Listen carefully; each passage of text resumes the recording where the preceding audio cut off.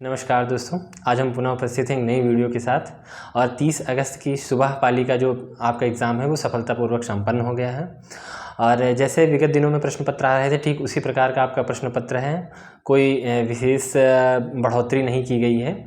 जैसे ही परिवर्तनशील पेपर पिछले दिनों में आ रहा था, ठीक उसी प्रकार का आ रहा है। और ऐसे पेपर में जो है आपको धैर्य रखने की आवश्यकता है। बहुत ज़्यादा प्रश्न ना करें, जिससे विगत पालियों में देखा गया है कि बच्चे ज़्यादा से ज़्यादा प्रश्न अटैम्प्ट करने का प्रयास करते हैं और बाद में उनके जो नंबर ऑफ़ क्वेश्चंस है वो बहुत ज़्यादा गलत हो रहे हैं, जिसकी वजह से वो 100 क्वेश्चंस के आसपास ही रह जा रहे हैं। बहुत अच्छे अभ्यर्थी जिनको मैं व्यक्तिगत रूप से जानता हूँ, वो भी इतने मार्क्स नहीं कर पा रहे हैं, बस 100 के आसपास ही उनका जो है स्कोर हो पा रहा है। इसलिए जो भी व्यक्ति 100 प्रश्न कर पा रहा है और उसको लग रहा है कि वो जनरल या ओबीसी किसी भी कैटेगरी से जो है बिलोंग करता है और उसको लग रहा है कि उसका सिलेक्शन नहीं होगा, परेशान है, किताब पे किताब देखे जा रहा है, तो अब उसे किसी भी चैनल की किताब देखने की ज़रूरत नहीं है। और अगर आपके 100 प्रश्न या 95 प्रश्न भी सही हैं, तो आप जो है अपने पद की, अपने वर्दी की ओर जो है सतत रूप से अग्रसर हैं और आप प्रथम चरण को पार कर चुके हैं, आप ये मानकर चलिए। और आप आने वाले 2 चरणों को जो है बहुत अच्छे से उनकी तैयारी करें। दूसरा चरण आपका रनिंग का और तीसरा चरण आपका मेडिकल का होगा, जिसकी ओर आप जो है बहुत तेज़ी से अग्रसर हों। आप रनिंग प्रॉपर वे में आप करें, टाइम निकाल के सुबह या शाम, अगर आप दोनों में थोड़ा थोड़ा कर सकते हैं। अगर आप जो है बिगनर हैं तो आप जो है अभी अगर आपके पास बहुत ज़्यादा कैपेसिटी नहीं है तो आप थोड़ा थोड़ा समय दे के दोनों टाइम कर सकते हैं, या फिर आप जो है एक मॉर्निंग में आप अपना समय निर्धारित कर लें और आपका वेट कुछ भी हो और आपकी कैपेसिटी कुछ भी हो, आप जो है अगर प्रयास ये सतत रूप से करेंगे तो आप निरंतर जो है अपने पद की ओर जो है अग्रसर रहेंगे। दूसरी बात, बहुत सारे कमेंट आ रहे हैं आपके और ये बहुत सारे कमेंट हैं। इन कमेंटों के माध्यम से बच्चों द्वारा पूछा गया है कि नॉर्मलाइजेशन के बारे में पूछा गया है। कुछ बच्चे पूछ रहे हैं कि सर क्या नॉर्मलाइजेशन में नंबरों की कटौती होती है, या नंबर किसी को फ़ायदा होगा तो कितनी हद तक फ़ायदा होगा। और हम बात करना चाहेंगे कि जो आपके बच्चे बुलाए जाते हैं वो 1.5 गुना बुलाए जाते हैं भर्ती का। तो आप ये मत मान के चलिए कि अभी आप 60,000 में फ़ाइट कर रहे हैं, आप 90,000 प्लस में फ़ाइट कर रहे हैं, इसलिए आपकी कटाव जो है सामान्यतः जो है कम जाएगी। और विगत वर्षों की अगर आप कटाव देखें तो जो आप 2019 की कटाव इतनी हाई देखते हैं, उसके कुछ कारण थे, क्योंकि उसमें जो पेपर है हमारा वो 4 पालियों में कराया गया था, जिनमें से 2 पालियाँ जो है किसी विशेष कारण के कारण निरस्त कर दी गई थी और उन 2 पालियों का जो पेपर है वो 3 माह के पश्चात कंडक्ट कराया गया था, जिसकी वजह से जो चारों पालियाँ हैं उसमें जो समय का अंतराल है 2-2 पालियों के बीच वो बहुत ही ज़्यादा हो गया था, जिसके वजह से बच्चों की तैयारी और बेहतर हुई और उन्होंने पहले की तुलना में जो है बहुत अच्छा पेपर किया, जिसकी वजह से जो पहले 2 शिफ्टें थी उनको नॉर्मलाइज्ड किया गया और नॉर्मलाइज्ड करके उनको 18 से 20 क्वेश्चन के आसपास और लगभग 40 नंबर तक जो है उनको नॉर्मलाइजेशन में दिए गए थे। इसका लाभ मुझे भी मिला था। मैं आपके जो है 19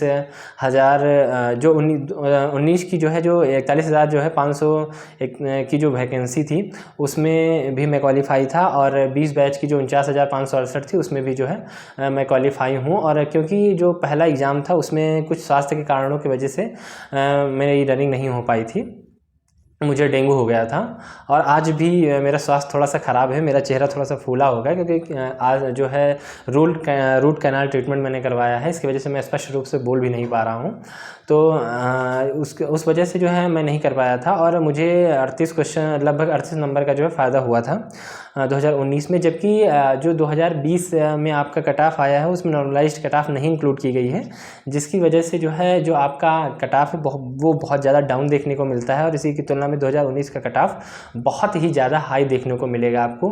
लगभग 225 नंबर जनरल और जो 2020 की वैकेंसी है जिसको आप 18B के नाम से भी जानते हैं, उसका जो कट ऑफ है जनरल का वो 185। इसी वजह से इतना ज़्यादा जो है लगभग 40 नंबर का जो आपको समय अंतराल है वो देखने को मिल रहा है। इसी में हम देखते हैं कि जो बच्चे बहुत ज़्यादा परेशान हैं कि सर नॉर्मलाइजेशन में नंबर कटते हैं क्या, तो मैं आपको ये बता देता हूँ कि ये प्रोसीजर अभी भी यूपी पुलिस की जो कांस्टेबल भर्ती परीक्षा है उसमें नहीं अपनाया गया है। नॉर्मलाइजेशन में इसमें सिर्फ नंबर बढ़े हैं, घटे किसी के नहीं हैं। हाँ, और ये जो घटने वाला प्रोसीजर है, घटने और बढ़ने वाला प्रोसीजर, ये जो यूपीएसआई है, यूपीएसआई में 2016 में जो वैकेंसी आपकी आई थी और जिसका पेपर लीक हो जाने की वजह से 2017 में एग्ज़ाम कंडक्ट कराया गया था, उसमें कुछ हद तक देखने को मिला था, जिसमें कुछ बच्चों के तो नॉर्मल जो है क्वेश्चंस पढ़े थे, लेकिन कुछ बच्चों के क्वेश्चंस काट लिए गए थे। ये प्रक्रिया जो है यूपीएसआई में जो 2023 बैच है उसमें भी कुछ हद तक अपनाई गई थी, परंतु यूपी कांस्टेबल में ऐसी प्रक्रिया को अभी तक नहीं अपनाया गया है। इसमें नॉर्मलाइजेशन में सिर्फ आपके नंबर बढ़े हैं, घटे किसी के भी नहीं हैं। तो इसी के दृष्टिगत हम आगे बात करेंगे कि जो हमारी अब जो हमारा ये 60,000 प्लस वैकेंसी हैं, इसमें 10 पालियों में जो है एग्ज़ाम हमारे कंडक्ट कराए जा रहे हैं। 5 दिवस में 10 पालियाँ हैं। हालांकि इसमें जो समय अंतराल है इतने हद तक नहीं है और ना ही विविधताएँ हैं। आपके प्रश्न पत्र में बहुत ज़्यादा विविधताएँ नहीं हैं, जिसकी वजह से आपको जो है एक पीक पे जाके हाईएस्ट नॉर्मलाइजेशन देखने को मिले। इसलिए नॉर्मलाइजेशन जो आपका है वो बहुत कम हद तक देखने को मिल सकता है। इसमें बहुत ज़्यादा 4 या 5 प्रश्न का नॉर्मलाइजेशन देखने को मिलेगा और प्रत्येक पाली में जो क्वेश्चन गलत हो जाते हैं उसके बारे में भी आप जान लें कि उसके आपके फुल मार्क्स आपको दिए जाएंगे। जैसे प्रत्येक पाली में लगभग 2 या 3 प्रश्न आपको गलत देखने को मिलेंगे। 1 से 2 या 3 प्रश्न जो है इनके फुल मार्क्स आपको मिल जाएंगे और इतना ही नॉर्मलाइजेशन में आपको लगभग फ़ायदा होने वाला है 3 से 4 प्रश्नों का। और नॉर्मलाइजेशन का जो प्रोसेस है वो हम समझते हैं कि जो नॉर्मलाइजेशन है उसमें जो है होता यही कि जैसे आपका 10 पालियों में जो एग्ज़ाम है कंडक्ट कराया जा रहा है, तो वह पाली जिसमें बच्चों के सबसे ज़्यादा नंबर आ रहे होंगे उसको बेस मान लिया जाता है और उसी के तहत जो है जो आपकी शेष 9 पालियाँ हैं उसमें जो है सामान्य रूप से जो है नंबरों का वितरण जो है किया जाता है। तो इसमें आपको बहुत ज़्यादा परेशान होने की कोई बात नहीं है। इसमें बहुत ज़्यादा इफ़ेक्ट ये नहीं होता है कि आपके नंबर आप क्वेश्चंस अगर ज़्यादा गलत हैं तो आपको नॉर्मलाइजेशन में कम नंबर मिलेंगे, ऐसा कुछ विशेष नहीं होता है। क्योंकि जो है इस बार का पेपर है उसमें बच्चे क्वेश्चन बहुत ज़्यादा गलत कर रहे हैं, इस वजह से बच्चे डर रहे हैं। तो आपके डरने की कोई भी ज़रूरत नहीं है। जो आपके नंबरों का वितरण होगा वो लगभग सामान्य रूप से होगा और जो इसमें नंबर आप क्वेश्चन के गलत होने का जो प्रभाव होता है वो बहुत सूक्ष्म होता है। इसका फार्मूला भी एक दिया जाता है। हालाँकि जो है जो ये बहुत बड़े स्तर पर जो फेरबदल होता है नॉर्मलाइजेशन का, वो रेलवे जैसे एग्ज़ामों में होता है, क्योंकि जो रेलवे की परीक्षाएँ होती हैं वो राष्ट्रीय स्तर पर होती हैं और सभी राज्यों में एक साथ कंडक्ट कराई जाती हैं। इसलिए जो है इसमें लगभग जो समय अंतराल हमारा होता है वो 2 से 3 महीने या 2.5 महीने कभी कभी आपको देखने को मिलता है लगातार रेलवे की परीक्षाएं कराई जाती हैं, जिसमें आपके जो प्रश्न का स्तर होता है और जो समय का स्तर होता है वो बहुत ज़्यादा हो जाता है, घट बढ़ जाता है, जिसकी वजह से आपको नॉर्मलाइजेशन बहुत ज़्यादा हद तक देखने को मिलता है। परंतु हमारे यहाँ राज्य स्तर पर जो है जो परीक्षाएं हैं वो 1 दिवसीय होती हैं और संख्या जो बल्क में होने के कारण कभी कभी 2 शिफ्ट या 4 शिफ्ट में हो जाता है, वरना अन्यथा जो है एग्ज़ाम को एक दिन में और एक ही पाली में संपन्न कराया जाता है। अतः नॉर्मलाइजेशन की जो हमारी प्रक्रिया है वो बहुत ही कम देखने को मिलती है। जो यूपी पुलिस है इसमें जो माइनस मार्किंग और नॉर्मलाइजेशन है ये जो है पहली बार 2019 में आपको देखने को मिला था और इसी में जो है ये माइनस मार्किंग अपनाई गई थी और नॉर्मलाइजेशन अपनाई गई थी। और इसी को ये दृष्टिगत हम देखेंगे कि जो इसके बाद की वैकेंसी है 19 के बाद 20 की जो वैकेंसी है 49,000, इसमें नॉर्मलाइजेशन की प्रक्रिया आपको देखने को नहीं मिली थी। इसी की वजह से इसमें नंबर ऑफ़ क्वेश्चंस का जो आपका कट ऑफ है वो बहुत कम है। और इसी से संबंधित जो रनिंग है और मेडिकल है, इन बातों पर आप बहुत ज़्यादा ध्यान दें कि जिन बच्चों के जो नंबर हैं, जो क्वेश्चंस हैं 95 प्लस हैं, वो आपको एक अच्छा दावेदार मानकर बहुत अच्छे ढंग से आगे आने वाली दोनों आपकी परीक्षाओं का जो है तैयारी करें। क्योंकि जो फोर्स की परीक्षाएं होती हैं या जो फोर्स की जॉब होती है, ये सिर्फ आपकी जो लिखित परीक्षा होती है इस पर निर्भर नहीं करती हैं। ये 3 चीज़ों से मिलकर बनती हैं, आपकी शारीरिक दक्षता और मेडिकल। आपने सिर्फ अगर इसको 95 प्रश्न पाए हैं या 100 प्लस हैं तो आप अगर पास होते हैं तो सिर्फ 33% ही आप सफलता प्राप्त किए हैं। बाकी जो आपकी जो है 66 0.66% है वो अभी आपका बाकी है, जिसमें से 33% जो प्रतिशत है वो आपका शारीरिक दक्षता होगी और उसके बाद 33% जो है आपका मेडिकल होगा। इस बात को आप भली बात समझ लें।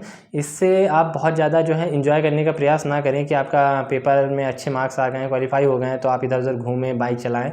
इससे आपको अगर चोटिल आप हो गए, आप किसी अगर दुर्घटना का शिकार हो गए तो आप जो है रनिंग क्वालिफाई नहीं कर पाएंगे। इसलिए आप जो है अपने को सीमित रखें, एक सीमित दायरे में रखें और बहुत ज़्यादा जो है एंजॉय करने का प्रयास ना करें कि आपके साथ कोई दुर्घटना हो और आप जो है रनिंग से बाहर हो जाएं। मेरे एक ऐसे मित्र हैं जिनका पेपर जो है क्वालिफाई होने के बाद रनिंग से पहले उनके पैर में चोट लग गई थी, जिसकी वजह से वो रनिंग डिस्क्वालीफाई हो गए। और मेडिकल में भी बहुत से तरीके की जो परीक्षण होते हैं और अगर इनमें से कुछ परीक्षण ऐसे हैं जिनमें आपके अगर कुछ समस्या है तो समस्या को दूर किया जा सकता है। इसका वीडियो हम जो है आने वाले समय में लेके आएंगे कि आपको कौन कौन सी बीमारियां हैं और उन बीमारियों को अगर आप जो है ठीक करना चाहें तो किस तरह से आप कर सकते हैं। और कुछ बीमारियां जो आपकी होती है वो लाइलाज होती हैं, अगर वो आपको हैं तो आपको जो है निश्चित रूप से आप बाहर जाना पड़ेगा। ऐसी जो लाभकारी वीडियो है उनके लिए आप हमारा चैनल सब्सक्राइब कर लें। आगे आने वाली जो लाभकारी वीडियो हैं आपको समय से मिलती जाएंगी। अगला वीडियो आज शाम या कल सुबह जो है रनिंग या मेडिकल से संबंधित अपलोड कर दिया जाएगा और उसको पाने के लिए आप हमारे चैनल को सब्सक्राइब करें, लाइक करें और अपने मित्रों तक शेयर करें, जिससे आपके मित्र भी जो है इस वीडियो का लाभ उठा सकें। जय हिंद, जय भारत।